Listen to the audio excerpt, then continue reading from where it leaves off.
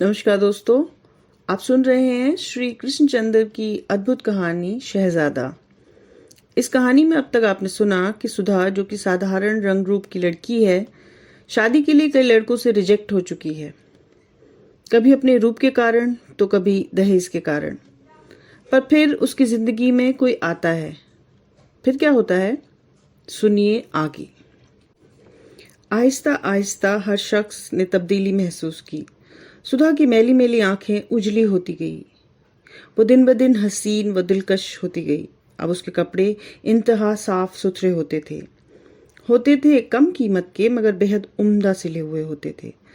सुधा को ये शौक ना था कि वो किसी अच्छे दर्जी के पास जा सके, मगर खुद ही उसने दर्जी का काम सीख लिया था और बहुत कम लड़कियां कटाई और नए लिबास की तराश और डिजाइन में उसका मुकाबला कर सकती थी। मगर उसने कभी किसी को नहीं बताया कि वो ये कपड़े खुद अपने हाथ से काट कर तैयार करती है। उसके दफ्तर की जब कोई लड़की उसके लिबास की तारीफ करती तो सुधा झट किसी महंगे दर्जी का नाम बता देती, जहां सिर्फ अमीर तरीन फैशनेबल औरतों के कपड़े तैयार होते थे, और उसके दफ्तर की लड़कियां जलकर खाक हो जाती और सुधा से रश्क और हंसी के मिले जुले अंदाज में पूछती, कैसा है वो तेरा?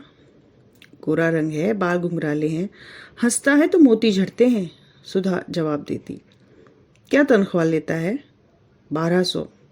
1200? लड़कियां चीख कर पूछती। 1200 तो हमारी फर्म के मैनेजर की तनख्वाह है। वो भी एक फर्म में मैनेजर है, सुधा जवाब देती। अरे हमें कब दिखाएगी? बस एक बार दिखा दे, हम देख तो ले कैसा है तुम्हारा वो। दिखा भी दूंगी, कहो तो दफ्तर में बुला लूं। ये तो उसने यूं ही कह दिया था, वरना सुधा कहाँ मोती को दिखाने वाली थी। वो मर जाती मगर अपनी मोती को ना दिखाती। इन लड़कियों का क्या भरोसा। मगर सुधा ने दफ्तर में बुलाने की धमकी इसलिए दी कि इससे आगे पूछने की हिम्मत लड़कियों को ना हुई और वो जलकर खामोश रह गई। सुधा का बूढ़ा बाप कुड़ कर मर गया, क्योंकि सुधा शादी न करती थी और मोहल्ले वाले तरह तरह की बातें करते थे, और सुधा का बाप अपनी बेटी को कुछ कह ना सकता था, क्योंकि सुधा जवान और बालिग थी और कमाती भी थी। अब वो घर में 200 रुपए लाती थी। सुधा का बाप मर गया और उसके मरने के बाद अगले चंद सालों में सुधा के भाइयों की शादियां हो गई और वो लोग अपनी अपनी बीवियों को लेकर अपनी अपनी नौकरी के ठिकानों पर चले गए। फिर उसकी छोटी बहन दीजे की भी शादी हो गई। फिर उसकी माँ भी अपनी बड़ी बेटी के कवारेपन के गम में सुलग सुलग कर मर गई और सुधा इस गम से अकेली रह गई। चंद माह के बाद उसने वो घर भी छोड़ दिया और सिविल लाइंस में एक उम्दा मकान की दूसरी मंजिल में 2 कमरे लेकर पेइंग गेस्ट के तौर पर रहने लगी। उसके रहने के हिस्से का दरवाजा अलग से बाहर निकलता था और अब वो अपनी तरह से जी सकती थी। अब वो 35 बरस की हो चुकी थी, मगर मुश्किल से 30 बरस की मालूम होती थी। उसके होठों पर हर वक्त मुस्कुराहट खेलती रहती और आंखों में खुशियों के साए नाचते रहते। वो पहले से ज्यादा संजीदा और इज्जतदार हो गई थी। वो स्टेनो भी हो गई थी। उसने बीए भी कर लिया था। उसकी तनख्वाह भी बढ़ गई थी और किताबें पढ़ने का शौक भी। अब वो खुशहाल और आरामदेह और सुकून की जिंदगी बसर कर रही थी। कई साल से तो वो अपनी मांग में सिंदूर भर रही थी और माथे पर सुहाग की बिंदिया सजाती थी, और लोगों को ये तो मालूम न था कि उसकी शादी कहाँ हुई है और कौन उसका पति है, मगर लोग इतना जानते थे कि कोई उसका है जिसके साथ वो अपनी शामें गुजारती है। बल्कि लोग तो यहाँ तक कहते सुने गए कि वो कोई भी हो, उसकी कुछ अपनी दिक्कतें हैं जिनकी वजह से उन दोनों की शादी नहीं हुई।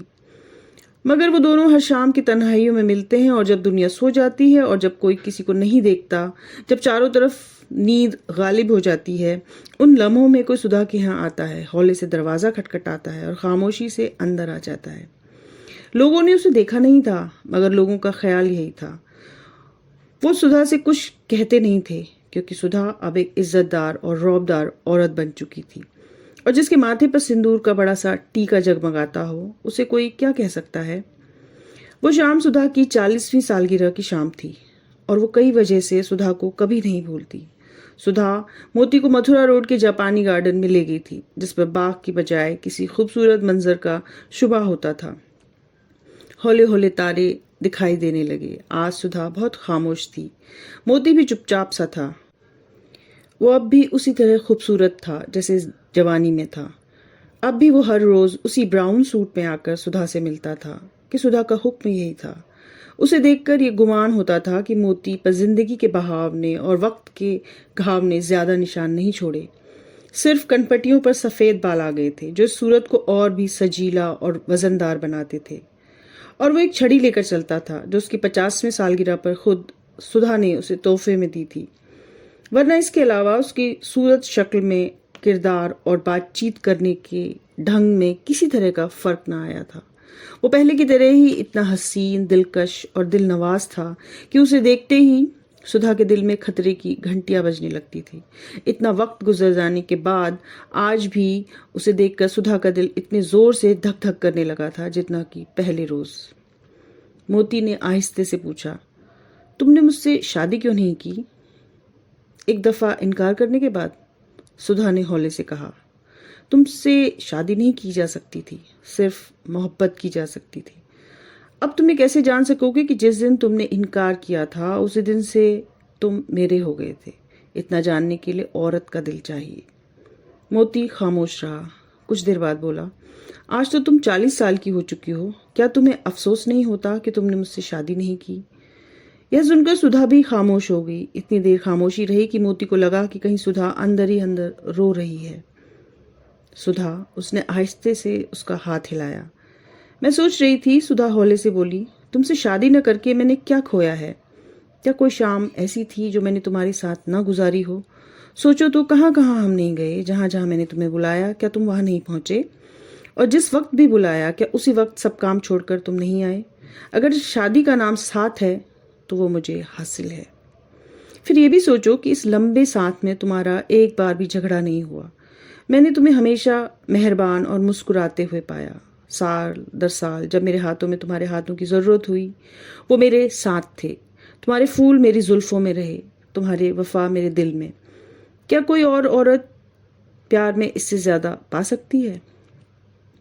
सुधा ने गहरी खुशी में से अपने आप को मोती के बाजुओं में ढीला छोड़ दिया और फिर उसे महसूस हुआ कि मोती के 2 बाजू नहीं बल्कि 4 बाजू हैं, बल्कि शायद 6 बाजू हैं, 8 बाजू हैं।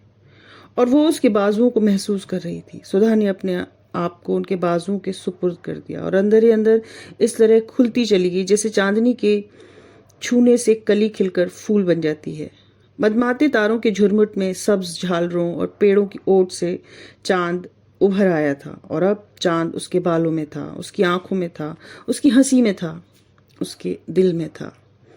थोड़ी देर बाद जब सुधा ने आंखें खोली तो उसका खुशी से भरा चेहरा बता रहा था कि उससे कोई दिलो जान से प्यार करता है। वो शाम, वो रात सुधा को कभी नहीं भूलेगी क्योंकि वो रात मुकम्मल थी और उन दोनों की जिंदगियां मुकम्मल थी। जैसे वक्त और उम्र, चांद और आरजू सब एक साथ एक दायरे में मुकम्मल हो जाएं और जज्बे की एक बूंद भी छलक कर बाहर जाने की ज़रूरत महसूस ना करे। ऐसे लम्हे कब किसी की ज़िंदगी में आते हैं, और जब आते हैं इस शिद्दत से अपनी निशानियां छोड़ जाते हैं कि इंसान महसूस करता है कि शायद मैं अब तक जिया ही इस लम्हे के लिए था। शायद कुछ इसी तरह सुधा ने इस लम्हे में महसूस किया और फिर कभी इस तरह महसूस न किया, क्योंकि इस वाकया के चंद दिन बाद उसके दफ्तर का मैनेजर तब्दील हो गया और जो मैनेजर उसकी जगह आया उसे सुधा सख्त नापसंद करने लगी थी। एक तो वो बड़ा बदसूरत था। किसी ज़माने में उसका रंग गोरा ज़रूर रहा होगा, मगर अब तो वह पुराने तांबे का सा था और मोटी नाक पर बहुत ज़्यादा शराब पीने से नीली नसों का जाल सा फैला था। और सुधा को अपने नए मैनेजर की नाक देखकर हमेशा गुमान होता था कि ये नाक नहीं, एक इंजीर है जो अभी बातें करते करते उसके सामने फट जाएगा। उसके गाल जबड़ों पर लटक गए थे, आंखों के नीचे काले गड्ढे पड़ गए थे, सर के बाल उड़ गए थे और जब वो बात करता था तो ऐसा मालूम होता था जैसे कोई मेंढक किसी कोई काई भरे तालाब के अंदर से बोल रहा हो। अजीब सी घिन आती थी सुधा को उससे, लेकिन मुसीबत ये थी कि अब दफ्तर में इतने साल से काम करते करते वो हेड स्टेनो बन चुकी थी और उसे दिन भर मैनेजर के कमरे में रहना पड़ता था और इससे उसे बहुत सी चिढ़ होती थी। लेकिन इससे ज़्यादा कोफ्त उसे इस सोच कर होती थी कि उसने इस बदसूरत इंसान को इससे पहले भी कहीं देखा है, जैसे ये सूरत जानी पहचानी हो, मगर कहाँ। दिमाग पर पूरा जोर देने से भी उसकी याद नहीं आ रही थी। देखा होगा इस मरगल्ले को कनॉट प्लेस में चक्कर काटते हुए कहीं, सुधा अपने आप को समझाते हुए कहती, मगर फिर कभी वही मैनेजर किसी फाइल को खुद उठाकर सुधा की मेज पर रखते हुए अपने हाथों से ऐसे ही टेबल बजाता कि सुधा का जहन बेचैन हो जाता और वो सोचने लगती, कौन था वो, किससे इसकी ये हरकत मिलती है? क्या मेरे मरहूम बाप से? मेरे किसी भाई से? जैसे ये हरकत मुझे कुछ याद दिलाती हो, मगर क्या? गौर करने पर भी वो किसी नतीजे पर ना पहुंच सकती और फिर अपना काम करने लगती, मगर दिन भर उसके दिल में एक खलिश सी होती रहती। पहली तारीख को जब तनख्वाह बढ़ चुकी और लोग अपने अपने घरों को चले गए, तो नए मैनेजर ने सुधा को किसी काम से रोक लिया और उसे अपनी मेज के सामने कुर्सी पर बैठा लिया। फिर उसने एक कैबिनेट खोलकर उसमें से एक ग्लास निकाला और विस्की की बोतल और सोडा का पहला पैग वो गटागट चढ़ा गया। सुधा उसे हैरत से देखने लगी और गुस्से से उठकर जाने लगी कि मैनेजर ने निहायत नरमी से उसका हाथ पकड़कर उसे जाने से रोका और बोला, आज जब तुम्हारी तरक्की की फाइल मेरे सामने आई और मुझे मालूम हुआ कि इस दफ्तर में सबसे पुरानी मुलाजिम तुम हो, ये बड़ी खुशी की बात है। सुधा चुप रही। तुम्हारा नाम सुधा है ना? मैनेजर बड़ी बेचैनी से बोला। सुधा बड़ी हैरत से उसकी तरफ देखने लगी। इतने दिन से मेरे साथ काम कर रहा है, क्या ये मेरा नाम भी नहीं जानता? आखिर उसे क्या हुआ है? मेरा मतलब है, मैनेजर दूसरे पैक का एक बड़ा घूंट पीकर बोला, तुम वही सुधा हो ना जिसके पिता का नाम जीवन राम है? सुधा बड़ी तेजी से बोली, हाँ, मेरे पिता का नाम भी फाइल में लिखा गया है। फिर मुझसे पूछने की जरूरत क्या है? वो तकरीबन उठते उठते बोली। बैठो बैठो, मैनेजर ने फिर उसकी मिन्नत करते हुए कहा। तुमने मुझे पहचाना नहीं? वो उसकी तरफ गौर से देखते हुए कहने लगा। नहीं, वो गुस्से से बोली। तुम अपने बाप के साथ मोहल्ला जिनंदा में रहती थी ना? हाँ, मैं एक रोज तुम्हारे घर आया था, तुम्हें देखा भी था, तुमसे बातें भी की थी। बुढ़े मैनेजर ने सुधा से कहा। अब तुम एक खूबसूरत औरत बन चुकी हो, मगर जब तुम ऐसी न थी, जब तुम एक मामूली सी लड़की थी और मैंने तुम्हें देखा था और तुमसे बातें भी की थी। कब? कब? सुधा बेचैनी से बोली। बुढ़ा मैनेजर देर तक सुधा को देखता रहा, आखिर आहिस्ते से बोला, मैं मोती हूं। सुधा सन्नाटे में आ गई। मैं बड़ा बदनसीब था जो तुमसे शादी न की। मैं तुम्हें अच्छी तरह से देख ना सका, समझ ना सका। इन चंद लम्हों में कोई क्या जान सकता है, क्योंकि एक सूरज जिल्द के अंदर भी तो छुपी रहती है। मैं नौजवान था, दौलत और गोरे रंग का लालची। जो बीवी मुझे मिली वो दौलत भी लाई थी और सफ़ेद चमड़ा भी, और उसके साथ एक मगरूर, बदमिजाज, जालिम और बेवफा तबीयत भी लाई थी।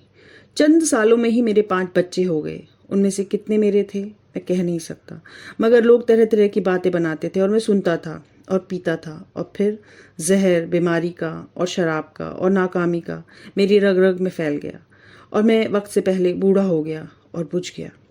अब वो मर चुकी है, इसलिए मैं उसे कुछ ना कहूँगा, और उसे कहूँ भी क्या? कसूर तो मेरा है, मेरी इन आँखों का जो तुम्हें पहचान न सकी।